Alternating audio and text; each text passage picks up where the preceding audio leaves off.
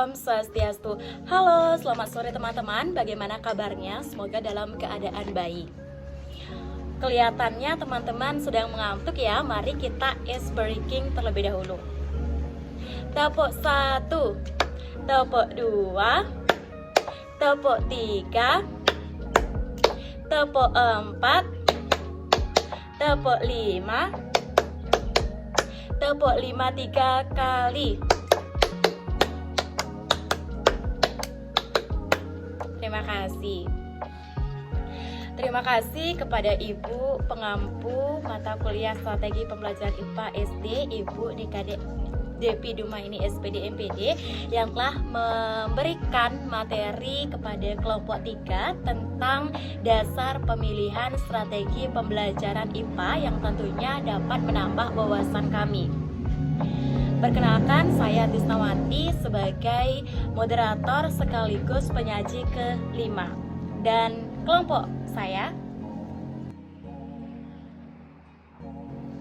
Adapun pokok bahasan, ada 4 pokok bahasan. Yang pertama pembukaan, yang kedua pemaparan materi, yang ketiga sesi tanya jawab, dan yang keempat kesimpulan. Berhubung pembukaan sudah kita lewati bersama, selanjutnya akan beranjak ke pemaparan materi. Kepada pemateri dipersilakan. Om Swastiastu. Perkenalkan, nama saya Yohanes Mayana dari NPM 214094. Nah, di sini saya akan menjelaskan tentang pengertian dari strategi pembelajaran. Nah, kata strategi dalam bahasa Latin yaitu strategia, yaitu seni penggunaan rencana untuk mencapai tujuan. Nah, sedangkan strategi pembelajaran dapat diartikan sebagai pola kegiatan pembelajaran yang dipilih dan digunakan guru secara kontekstual sesuai dengan karakteristik peserta didik maupun kondisi sekolah.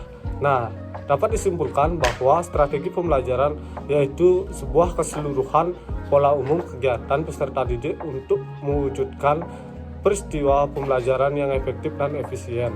Nah, itulah dari penjelasan dari saya tentang pengertian dari strategi pembelajaran. Nah, selanjutnya akan dilanjutkan oleh teman saya. Baik, perkenalkan, nama saya Nukumari Buati dengan NPM 214099. Di sini saya akan memaparkan materi mengenai tujuan strategi pembelajaran. Setiap penggunaan strategi pembelajaran dalam proses belajar mengajar tentunya memiliki tujuan yang hendak dicapai. Adapun beberapa tujuan strategi pembelajaran dapat dijabarkan sebagai berikut. Yang pertama, mengoptimalkan pembelajaran pada aspek afektif. Afektif menghubungkan dengan nilai yang dalam konteks ini adalah suatu konsep yang berbeda dalam pikiran manusia yang sifatnya tersembunyi, tidak dalam dunia empiris. Aspek afektif akan membantu membentuk siswa yang cerdas sekaligus memiliki sikap positif secara motorik terampil. Yang kedua ada mengaktifkan siswa dalam proses pembelajaran. Dalam proses pembelajaran, terkadang siswa dapat bersifat positif sehingga hanya memperoleh kemampuan intelektual atau kognitif saja. Ketika berpartisipasi aktif dalam pembelajaran, siswa akan mencari sendiri pengertian dan membentuk pemahamannya sendiri dalam pikiran mereka. Sekian pemaparan materi dari saya, akan dilanjutkan oleh penyaji berikutnya. Perkenalkan, nama saya Gris Sutresna, MPM 214145. Di sini saya akan melanjutkan presentasi dari teman saya. Manfaat strategi pembelajaran. Manfaat strategi pembelajaran yaitu ada 2. Yang pertama, manfaat strategi pembelajaran bagi siswa, dan yang kedua, manfaat strategi pembelajaran bagi guru. Manfaat strategi pembelajaran bagi siswa yaitu yang pertama, siswa terbiasa belajar dengan perencanaan yang disesuaikan dengan kemampuan diri sendiri. Yang kedua, siswa memiliki pengalaman yang berbeda-beda dengan temannya meski ada juga pengalaman yang sama. Yang ketiga, siswa dapat memacu prestasi belajar berdasarkan kecepatan belajarnya secara optimal. Yang keempat, terjadi persaingan yang sehat dalam mencapai hasil yang efektif dan efisien. Yang kelima, siswa dapat mencapai kepuasan jika dapat mencapai hasil belajar sesuai dengan target yang telah ditetapkan. Yang keenam, siswa dapat mengulang uji kompetensi jika terjadi kegagalan dalam uji kompetensi tersebut. Yang selanjutnya, manfaat strategi pembelajaran bagi guru, yaitu guru dapat mengelola proses pembelajaran untuk mencapai hasil yang efektif dan efisien. Yang kedua, guru dapat mengontrol kemampuan siswa secara teratur. Yang ketiga, guru dapat mengetahui bobot soal yang dipelajari siswa pada saat proses belajar mengajar dimulai. Yang keempat, guru dapat memberikan bimbingan kepada siswa ketika siswa mengalami kesulitan, misalnya dengan memberikan teknik perorganisasian materi yang dipelajari siswa atau teknik belajar yang lain. Yang kelima, guru dapat membuat peta kemampuan siswa sehingga dapat dipakai sebagai bahan analisis. Yang keenam, guru dapat melaksanakan program belajar akseleratif bagi siswa yang mampu. Sekian presentasi dari saya, akan dilanjutkan oleh teman saya. Niwayanti Isnawati, NPM 214110. Di sini saya ingin menjelaskan mengenai dasar pemilihan strategi pembelajaran IPA. Nah, sebelum saya menjelaskan lebih lanjut mengenai materi dasar pemilihan strategi pembelajaran IPA, di sini saya ingin menjelaskan sedikit mengenai pembelajaran IPA. Jadi, pembelajaran IPA adalah segala sesuatu yang mempelajari tentang alam, ruang lingkupnya yakni makhluk hidup dan penghidupan, gejala alam, fenomena alam, bumi dan alam semesta, energi dan perubahan, dan segala sesuatu yang mempelajari tentang alam.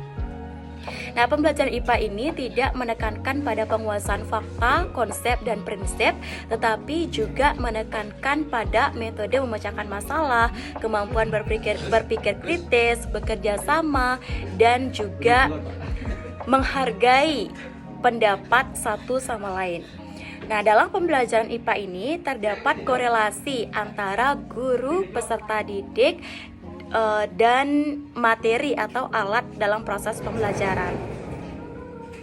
Nah, untuk mencapai pembelajaran IPA sesuai dengan kompetensi yang telah ditetapkan, perlu memperhatikan atau merencanakan dasar pemilihan strategi pembelajaran IPA yang tepat. Nah, dasar pemilihan strategi pembelajaran IPA yang tepat itu berdasarkan pada tujuan pembelajaran, karakteristik peserta didik, situasi dan kondisi di mana proses pembelajaran tersebut akan berlangsung.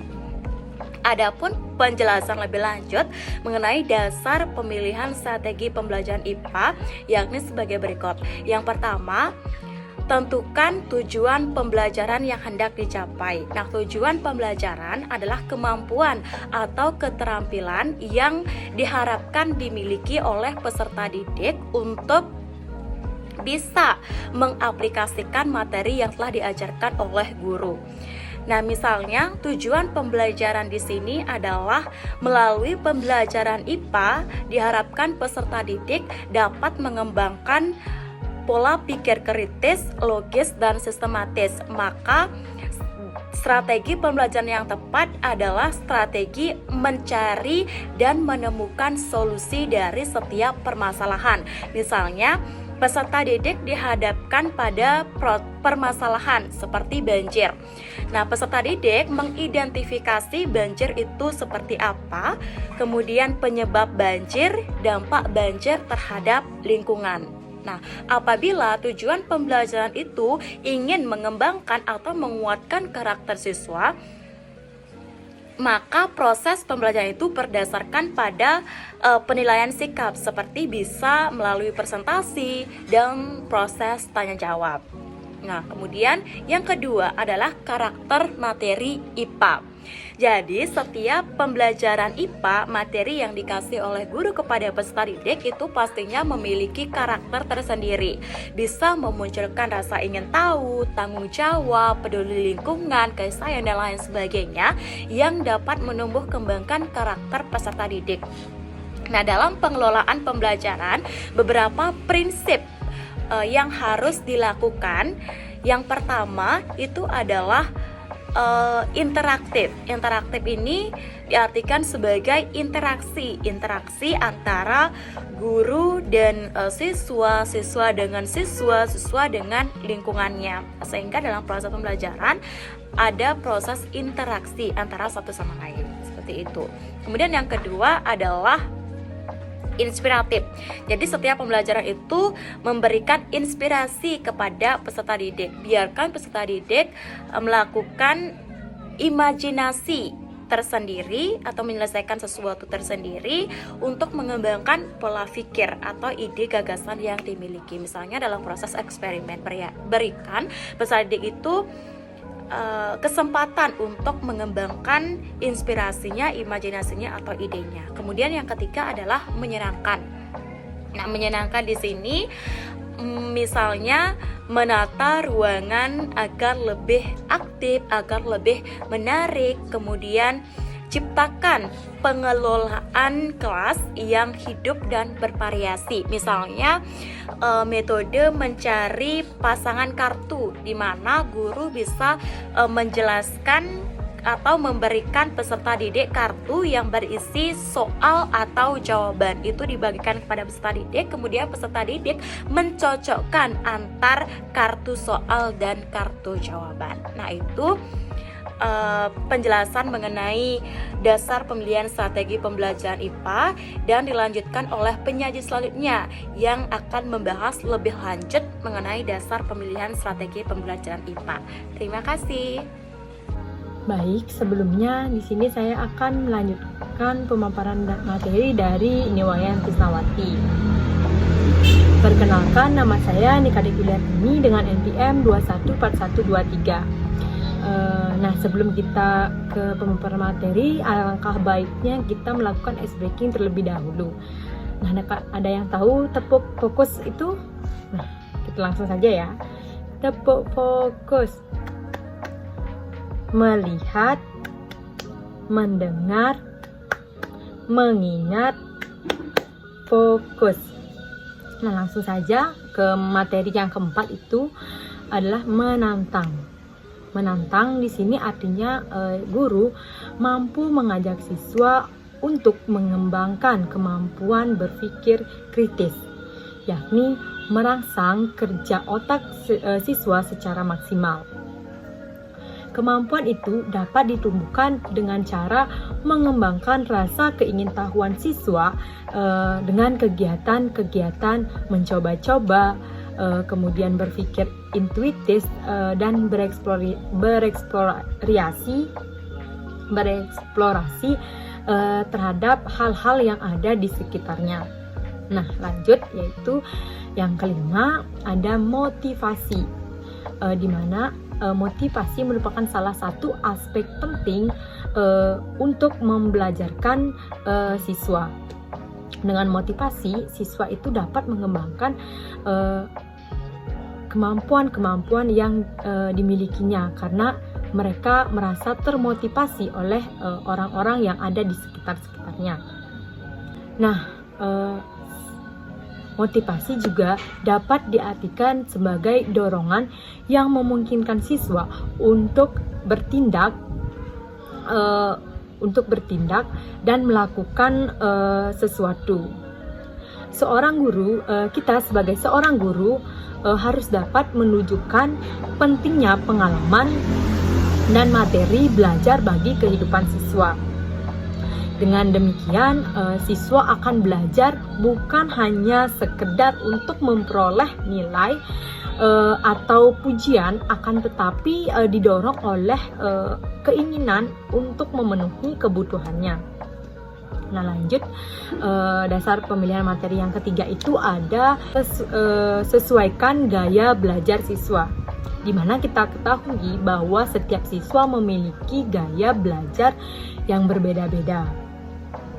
Ada yang ada yang mudah memahami pelajaran jika mendengarkan penjelasan guru, ada pula yang memahami pembelajaran ketika belajar kelompok, dan ada juga yang disertai dengan project atau praktek. Oleh karena itu, kita sebagai seorang guru harus mengetahui gaya belajar yang dimiliki oleh setiap masing-masing siswa, sehingga dalam pemilihan strategi pembelajaran kita tidak salah dalam memberikan pembelajaran kepada siswa. Nah, hal ini mengacu kepada aspek kognitif, aspek afektif, dan juga psikomotorik siswa, di mana aspek kognitif lebih mengacu pada proses pengenalan untuk mengetahui suatu konsep, misalnya seperti siswa dihadapkan dengan kemampuan penalaran atau proses berpikir mengkaji gejala alam di sekitar. Yang kedua itu aspek afektif adalah kemampuan seseorang yang berkaitan dengan perilaku. Contohnya seperti emosi atau perasaan di dalam dirinya.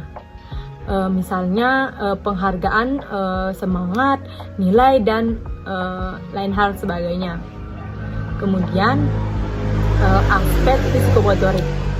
Ini aspek psikomotorik ini kemampuan yang berkaitan erat dengan keterampilan siswa, di mana seorang guru juga harus mendukung keterampilan yang dimiliki seorang siswa, seperti misalnya menggambar. Kita juga harus mendukung keterampilan yang dimiliki oleh seorang siswa. Baik, sekian pemaparan materi dari saya. Selanjutnya akan dilanjutkan oleh pemateri yang ke-6. Terima kasih. Om Swastiastu. Perkenalkan, nama saya Nikoma Bella Trianti, NPM 214102. Di sini saya akan melanjutkan materi dari penyaji sebelumnya. Nah, adapun materi yang keempat yaitu perhatikan jumlah siswa. Selain gaya belajar siswa, perhatikan juga jumlah siswa yang hadir di kelas. Karena ada beberapa strategi pembelajaran mungkin kurang efektif jika diterapkan di dalam kelas yang jumlah siswanya banyak. Strategi pembelajaran afektif yang mungkin membuat guru kesulitan dalam menilai sikap dan karakter siswa yang jumlahnya banyak. Idealnya, metode yang akan diterapkan di dalam kelas perlu mempertimbangkan jumlah siswa yang hadir, agar guru dapat mengajar secara efektif dalam pengelolaan kelas dan penyampaian materi. Yang kelima itu ada alokasi waktu dan sarana penunjang. Nah, alokasi waktu juga menjadi salah satu hal yang patut guru pertimbangkan saat menentukan strategi pembelajaran. Setiap pelajaran memiliki alokasi waktu masing-masing. Pada pemberian materi pembelajaran dikasih waktu selama 1 jam atau 60 menit. Pada pembelajaran IPA, metode yang diterapkan adalah metode praktikum. Bukan hanya praktikum saja, melainkan juga metode diskusi. Karena sehabis siswa praktik, siswa dapat melakukan diskusi kepada temannya atau kelompoknya.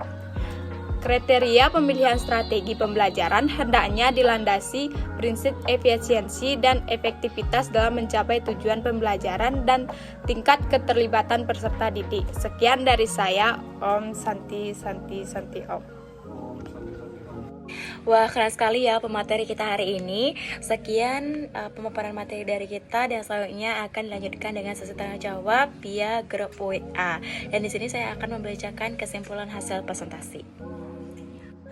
Adapun kesimpulan dari pemaparan materi tersebut, yang pertama, strategi pembelajaran adalah keseluruhan pola umum kegiatan pendidik dan peserta didik dalam mewujudkan peristiwa pembelajaran yang efektif dan efisien untuk mencapai tujuan pembelajaran secara optimal.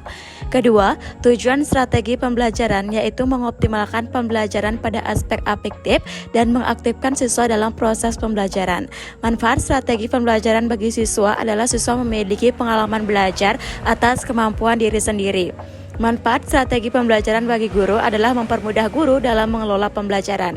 Ketiga, dasar pemilihan strategi IPA harus disesuaikan dengan tujuan pembelajaran, aktivitas dan pengetahuan awal siswa, integritas bidang studi atau pokok bahasan, alokasi waktu dan sarana penunjang siswa, serta situasi atau kondisi di mana proses pembelajaran akan berlangsung. Semoga video ini bermanfaat dan Om Santi Santi Santi Om.